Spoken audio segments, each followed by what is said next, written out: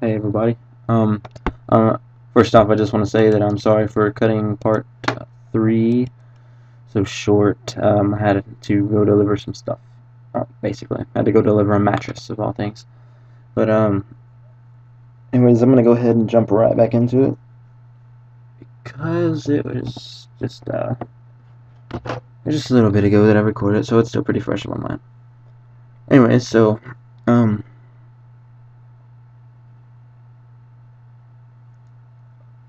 sorry, I'm yawning.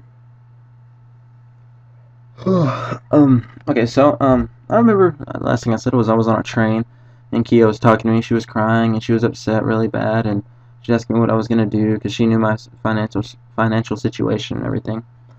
And, I told her, Kia, don't worry about it, because everything's gonna be fine. Okay, I'm just gonna follow my heart, because that's what got me here, and that's what got us here. And I know that if you follow your heart, it's the one thing that's always gonna guide you to the right place. And I strongly believe that's true. And so I was on a train on my way there, and I told her good night, and she went to bed. And about 2ish, 1 o'clock ish in the morning, I arrived in a place called Casino, Australia, which is north towards it's probably about 100 k's south of the Queensland New South Wales border. It's just a little train station. Anyway, so I got on my coach, or a bus for Americans. I get on my bus, and I went over to a place called Suffolk Park. It was probably about 4:30ish, 5ish in the morning when I arrived, and this. Okay, I'm gonna set the whole scene here. I just got off a bus to a place I've never been, and all I know that my girlfriend and her friend are staying with her friend's stepdad in a holiday park that is near the beach. Kia had talked about it even a year ago when we were together before I actually got to Australia. She had told me about this beautiful place called Suffolk Park. And I have a video clip of this that I'm going to share with you guys in this video because, I don't know, I always had my video camera with me, and I was taking all these random things and never could figure out why. And I was rewatching the video the other night because I was like, dude, I have this video clip. And it showed me on the ocean, and I don't know if I was partially going insane or what, but I was saying, oh, I gotta find Kia, and I'm gonna find you, and I was talking about the ocean. I'll show you guys, and you guys can get your own conclusions from it.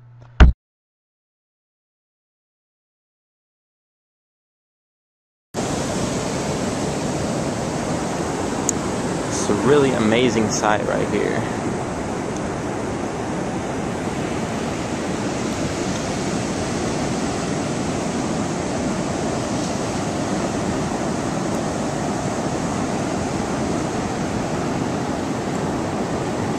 The waves are really nice. It's fucking beautiful here. Here comes the wall of water. Oh no. Oh shit, it might hit me.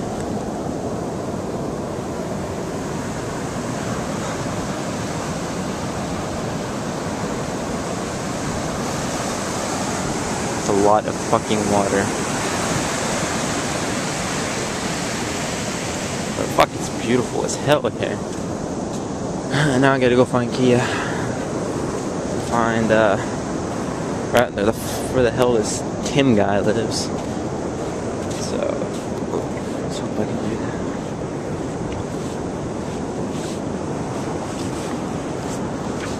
Alright, well, I'm gonna fucking find you, Kia.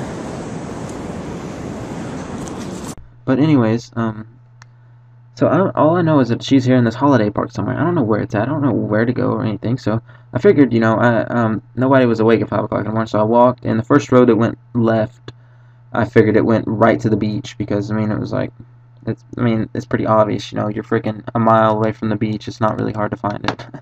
So I turned down that road and started walked straight all the way down it, and guess what, guys? I hit a holiday park. And I didn't know if it was the right one, and I went up. First thing I did was go to the beach and walk along down the beach, up and down the beach a couple of times, to see if there's any other holiday parks, and there wasn't. So I figured that this must be the right place.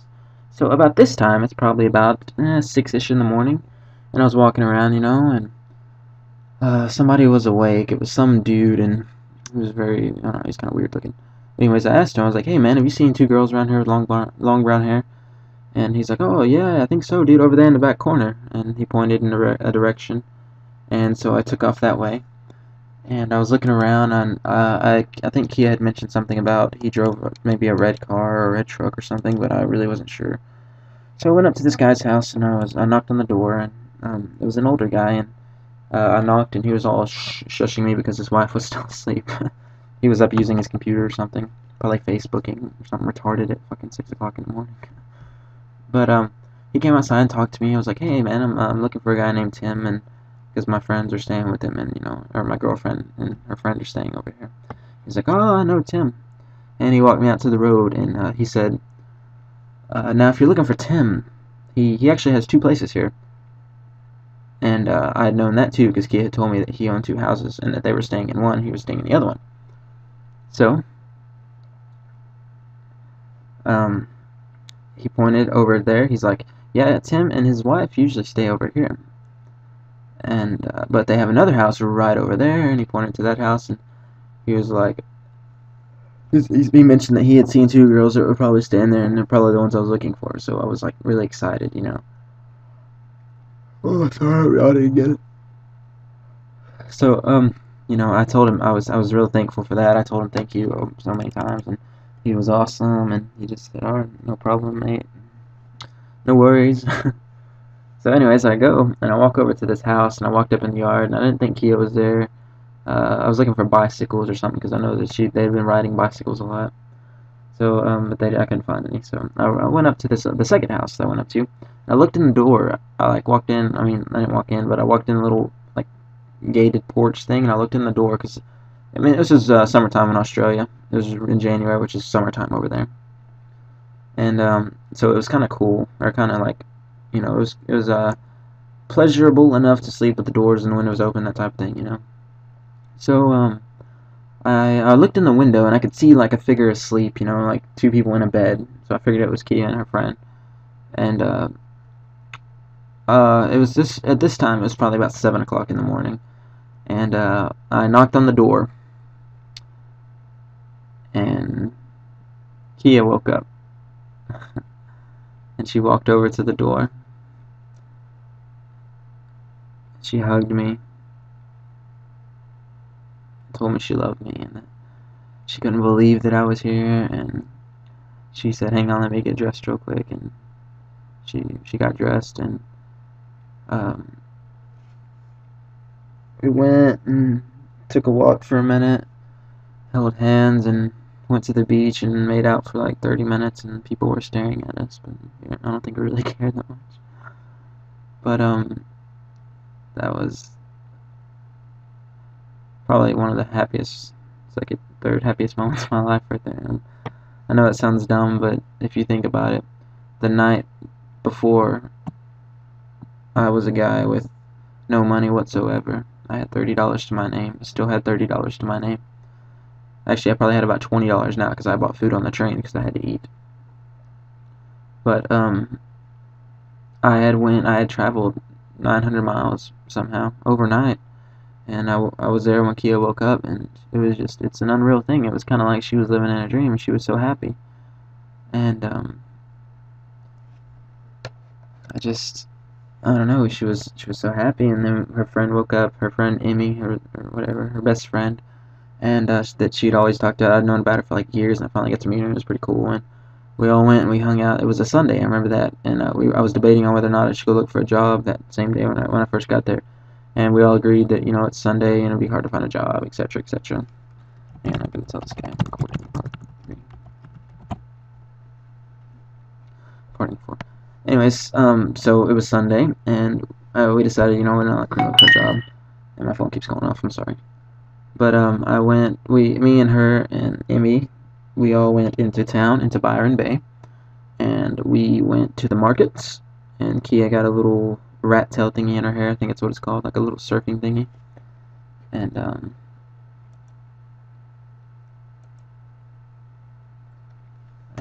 part 3 is up now. Ooh, a seed. Bird nest. Orange tree seed. That's like 12 GP.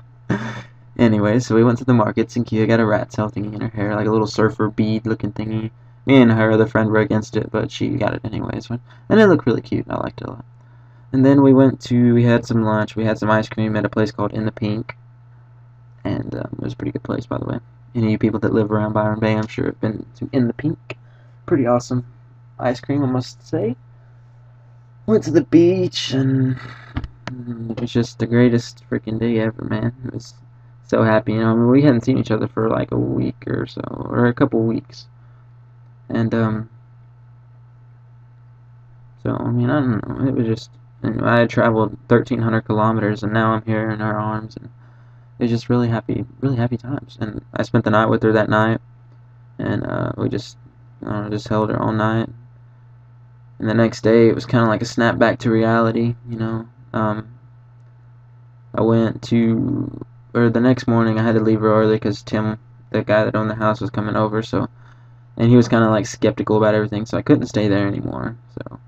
But that day I went out, and actually within the first 15 minutes of actually going and looking for a job, I walked into a restaurant called Orion's. It's a curry house right there in Byron Bay, right on the little main street thing. It's called Orion's Restaurant or something like that. It was an Indian food place right over there by Domino's and some other places I can't remember. Right by the beach. It was a really nice place. I walked in there and I was like, "Hi, I'm looking for a job. Do you guys need any help?" And the guy turns to me and says, "Have you ever washed dishes before?" And I said, "Heck yeah, dude. I was the manager of a restaurant for like 2 years when I was 16, or when I was 17. Which I was. Well, I was on like a year and a half or whatever. He's like, "Okay, I want you to be here tomorrow at 5 o'clock. And I was like, "Oh my god, that's so awesome."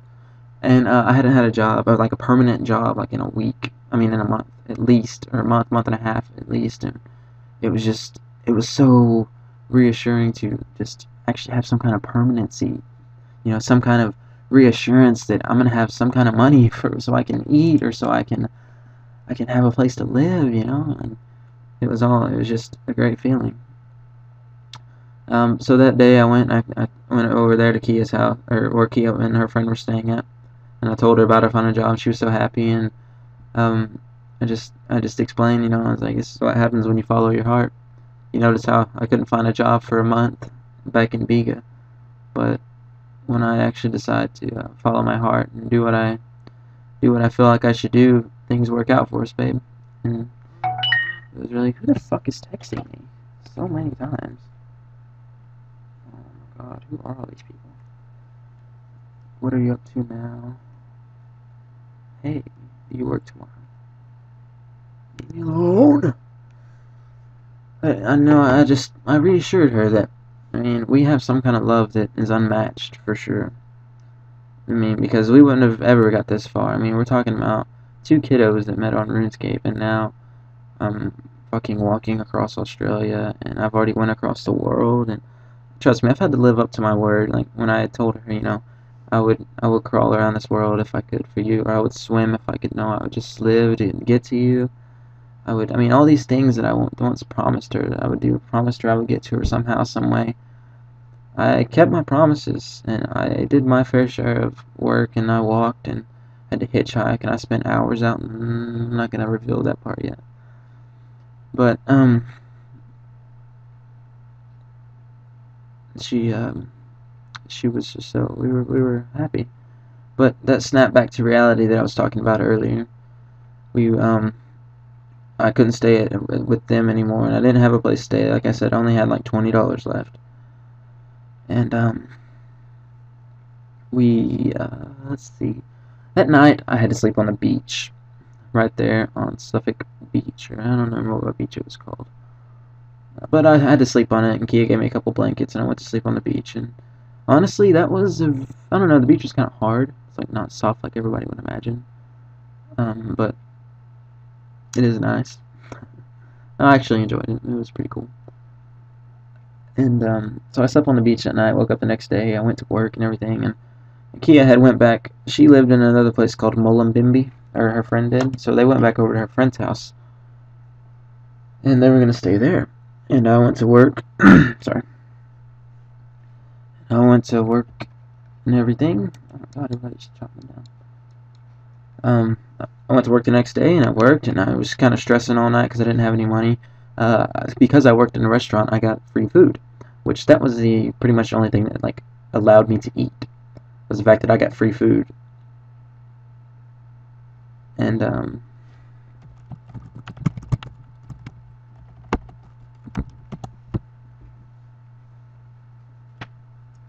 I went to oh, anyways, that night, the second Americans that I had actually met in Australia had came into the restaurant, and there was a group of 14 of them. They were from Minnesota. I don't really know what they were doing in Australia. They probably just partying and all that. But they ended up buying a $700 meal and tipped the waiter or the waitress $100. And what I didn't know was that at the end of the night, everybody split the tips up. So I ended up getting about $40. So I was excited, you know. I was like, oh my god, I don't have to sleep on the beach tonight. I can just relax in bed and not have to worry about anything until 10 o'clock in the morning. Man, it's gonna be nice. And I went into the first place. I went into the Nomads Backpackers there in Byron Bay. I asked how much a room was. Boom, $45. I was like, well, fuck, I guess I'm sleeping back outside. So I took a walk, and I walked down to another place, another backpackers that I had seen earlier, and they had showers that were like easily accessible, so, and they didn't have a lock on them or anything. They were just out in the public. And I went in there and I took a shower and everything, and I was just chilling out. And I walked back into town and sat down at the bus stop, like the main bus stop there in Byron Bay, and I was just waiting. I was kind of tired, you know, from walking, so I was just kind of chilling and waiting there. And I was kind of like really getting depressed because I was gonna have to sleep on the beach again. You know, I was just really sad. You know, down in the dumps, typical things. You know, I miss Kia. I know it's sad. She was only gone for one day, but I missed her, and I just came all this way to see her, and I only got to spend one night with her. And I don't know, I was just kind of mad and whatever. But I kept my chin up, you know. And all of a sudden, this lady and her friend walk up and they start crying. I mean, this lady was crying, and some other dude was with her, and he was all helping her find a bus and stuff. And he couldn't. I don't know. He ended up leaving, and the lady was just over there bawling her eyes out. She was like 40 years old. So I went over there and asked her. You know, I was like, "Hey, what's wrong?" You know, I was just trying to cheer her up. She was really drunk, and she started talking about how her friend who had cancer had stole her car and left her and her kids there in a holiday park, and they ended up getting kicked out of the holiday park. And they I don't know. Her story was fucking crazy. Her story went from her friend stole her car to her giving her friend her kidney. Anyways, this girl from Norway walks up, and she saw the lady crying, and she came up and they started smoking cigarettes together and stuff. And whatever. I don't smoke, so I didn't smoke. But me and this other girl from Norway were all cheering her up and trying to talk to her and everything, make her feel better. And we ended up calling her ex-husband, who she hadn't spoke to in like 15 years, and helped her get a ride. The guy came all the way from the Gold Coast, which is probably about 100 k's or so. And and he came and got her, and we got her home and everything. And then I was walking back with her. We went over to the Woolies, which is right beside there. Woolies is Woolworths. It's like a kind of like a Walmart. And we walked over there, and that's where her husband, or whoever the hell he was, that's where she met him. And she left, and then I was walking back with this girl from Norway. I forgot her name. I can't remember her name now. But she was asking me, you know, where do you stay at? And I was like, oh, I'm not staying anywhere. I don't really have anywhere to stay. She's like, well, you didn't hear it from me, but my hostel has free beds. And I was like, what are you talking about? She's like, my hostel. I work at a hostel. And you just go up there, and the door's always unlocked, and you just go and sleep. But just make sure you leave early in the morning so no one sees you. And I was like, oh my god, you gotta be kidding me. That's great. So I went there, and I went to the place. It was called Aquarius Backpackers. I went there, and I stayed the night, and I left really early in the morning because I was damn sure not getting caught. And then I did that for a couple of days, just working, and then I got lazy one day. Well, actually, I went out, and I think Kia and I had, I don't know, I was kind of mad at her because I couldn't see her, or she wouldn't make time for me or something. And it was kind of immature if I think about it now, because she was on vacation, and I just kind of like basically came up there and ruined it. And that's the way she saw it in her eyes. And now looking back at it, I understand that it is understandable that I mean, why she would be angry with me. And she was claiming I stressed her out. Anyways, I got mad at her, so I just got upset and I just decided, you know, man, screw it. You know, I'm in Australia. I need to go have some fun, you know. I'm in Byron Bay, the party place of everything. So that night I got dressed up and I had, oh man, what was my shirt? Oh yeah, I had my button-up shirt, dude. Now, lucky freaking shirt. Okay, it wasn't that lucky. Anyways, I ended up going to a place called Cheeky Monkeys. It is a party bar. And I got there about 7 o'clock, and the dude gave me a raffle ticket. Said, you know, you sit at this table gets drawn, you get free beer. I was like, well, that's cool. Nobody was there, so I turned around and left. Went to the pub up the road, and I don't think I drank anything there, but anyways, I ended up going back to Cheeky Monkeys later that night about 9 o'clock. And I sat down at my table, and sure enough, my table wins.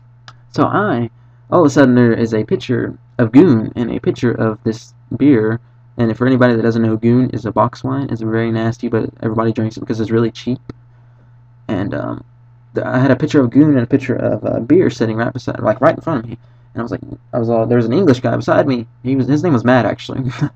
I remember that night. His name was Matt because I was telling him about my English friend named Matt, who is Matt PS2, which I think he already went to bed. But anyways, I was telling him about that. And he said, dude, free, the beer's free, look, go get a cup right there. And I went and I got a cup, and I didn't know how long it was going to be free, and I was like, okay, well, I only have $10, so I'm not going to spend it on nothing. So I went up there, and I got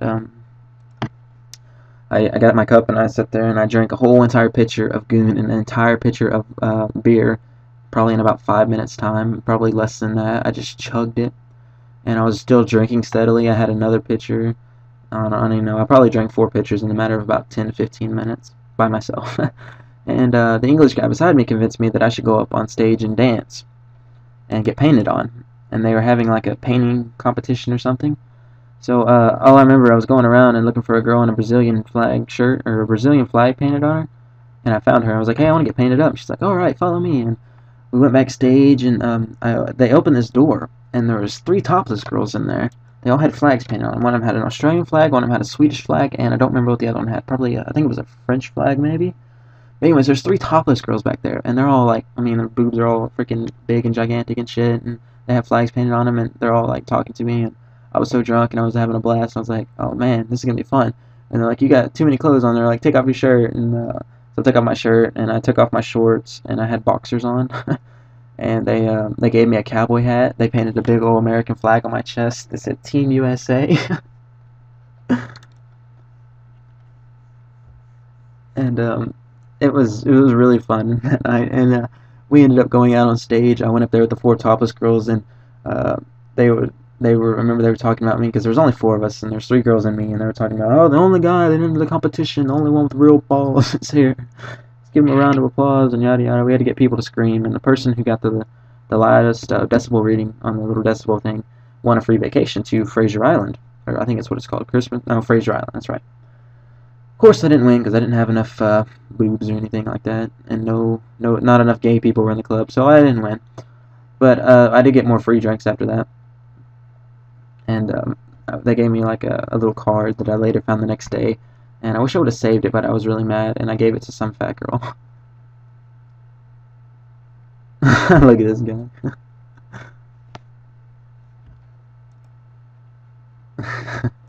Funny. That's a cool name, though. Hey, it's Maori. Anyways, so what was I saying? Okay, we got another free drink after that. And then all I remember was going around the club, totally screaming at people. All I can really remember was going around looking for people that were sitting down, and saying, what the fuck?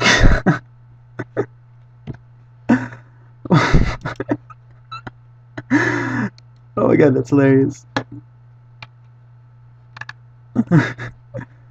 Anyways, I was going around looking in the club for people that were sitting down, and I was screaming at them. I was like, get the fuck up and dance. Get up and fucking dance. And I was just screaming at all these random people. And sooner or later, security comes and grabs me. They take my little cowboy hat that I still had, take my drink away from me, and they make me wait outside, and they take my ID, and they're all copying shit down. And anyways, they kicked me out of the club, and I was on my way home. And on the way home, there was a girl, and she was walking. She's like, "Oh my God, I recognize you. You were in Cheeky Monkeys dancing earlier." And I was like, "Yeah, that's me." And I was showing her my flag and everything on my shirt, or that was painted on me, and like, what the hell? I don't care if he gets me or not. Anyway, she was like, "Oh, where are you going?" I was like, "I was probably heading home, man." She's like, "Oh, no, you should come party more." I was like, "Yeah, where at?" And she's like, "A place called Woody's." And I was like, "Okay, well, we went to Woody's," and I was so fucking plastered drunk that I couldn't stand up straight. I couldn't even pretend that I, could stand up, And we went into this bar, and I was like, "Dude, it's gonna be so hard to get in here." And she's like, "Ah, don't worry about it, man. It'll be okay. If you don't, we'll go somewhere else or whatever." And the lady looked at my ID. It was like a lady, and she smiled at me. She's like, "You're from Texas, huh?" I was like, "Yeah." She's like, "Well, that's really fucking cool." And she let me in. She didn't care that I was so pissed fucking drunk that I couldn't think straight. So anyways, I go in this other club called Woody's, and I'm over here dancing, and I went and bought a drink, and I had a blast. Actually, no, somebody bought me a drink, I remember. And I was all dancing. All of a sudden, I smacked my head on this big fucking speaker sticking out of the wall. And, it hurt really bad, because I was really drunk, and it was hurting me, so I figured that if it was that drunk and it hurt that bad, I must be really hurt. So I sat down. I actually went to the bar, and they gave me some water, and I sat down for about 10 minutes. I was like, you know what, I'm okay. So I went up, and I started dancing again, and I hit my head on the exact same fucking speaker, dude. Same spot on my head, and I about died that time. I was just so drunk and just so, my head hurt so bad. I was like, okay, fuck this, I'm going home. So I took off walking. I couldn't remember where I lived, because I'd only been in this town, what, 3 or 4 days, maybe? And, I went, and all I knew that was the Aquarius Backpackers was on the same road as a place called the 24-Hour Handy Market. So I'm walking down the road, and all of a sudden I see these 2 Aboriginal guys, and I'm like, "Oh, hey guys, what's up, dude?" I'm all talking to them. We're all chilling and just talking, and they're all telling me about their night, and they saw the paint on my shirt, and like, "Oh, what's wrong with your shirt?" And I was like, "Oh, dude, I was just at a club, and I was telling them about how I was dancing on the bar and everything, and we went, or I unbuttoned my shirt and I showed him, and then he's like, one of them was like, "Oh, you're American." I was like, "Yeah, dude, it's cool, huh?" He's like, "Yeah, yeah," and then he starts pushing me. He's like, "I fucking hate Americans." And he's all trying to fucking beat me up and stuff, dude. And his other friend just kind of chilled, like stepped back, and this guy was gonna kill me. He's like, "I fucking can't stand Americans, you fucking wankers," and he was fucking getting mad. And all of a sudden, his girlfriend runs over there, and I later looked down the alley. There's like a little alleyway that they were in. There's like 20 fucking Aboriginals in there. And there's just that one guy, and they were all just like chilling down there, they weren't trying to kill me or anything, but except for that one guy. His girlfriend came over there and started pushing him away, and she's like, "Stop, what are you even doing?" And she was all looking at me, and she's like, you need to go, man, just leave." And I was all like, "I'm just looking for the handy market," and she started screaming at me. She was like, "Fucking leave!" So I turned to all the Aboriginals. I was like, "Motherfuckers, where the fuck is the handy market?" And I was screaming at all of them. Nobody answered me. I was like, "Man, fuck all of you." And I turned around, there's a handy market right behind me. I was like, "You gotta be shitting me." And I just walked home after that in shame, and I went home the next morning, and I woke up about 4 o'clock in the afternoon. And I'm going to cut the video there, because it's 25 minutes. I'm going to go ahead and upload it and start recording the next part. And so, I hope you guys enjoyed it. It gets better. Trust me, it gets better. So, I'll see you guys in just probably take about another hour or so after you watch this. But I hope you guys enjoyed. Goodbye for now.